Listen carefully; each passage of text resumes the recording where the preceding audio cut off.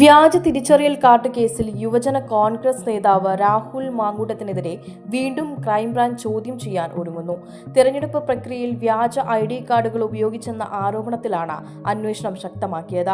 മുൻപ് museum police അന്വേഷിച്ചിരുന്ന കേസാണ് ഇപ്പോൾ ക്രൈംബ്രാഞ്ച് ഏറ്റെടുത്തത്.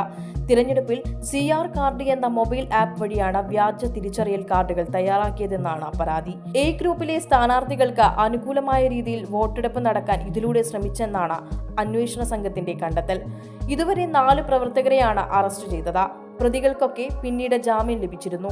എന്നാൽ അന്വേഷണത്തിൽ പുതിയ തെളിവുകളും ശബ്ദരേഖകളും പുറത്തുവന്ന സാഹചര്യത്തിലാണ് രാഹുൽ മാങ്കൂട്ടത്തിനെതിരെ വീണ്ടും ചോദ്യം ചെയ്യാൻ തീരുമാനിച്ചത്. വ്യാജ ID കാർഡുകൾ ഉപയോഗിച്ച് തെരഞ്ഞെടുപ്പ് സ്വാധീനിക്കാൻ ശ്രമിച്ചെന്ന ആരോപണം യുവജന സംഘടനയിലെ ആഭ്യന്തര കലഹങ്ങളെ കൂടി ശക്തമാക്കിയിരിക്കുകയാണ്. ഇനി ക്രൈംബ്രാഞ്ചിന്റെ ചോദ്യം ചെയ്യലാണ് കേസ് ഏത് ദിശയിലേക്ക് നീങ്ങുമെന്നതിന് നിർണായകമാകുന്നത്.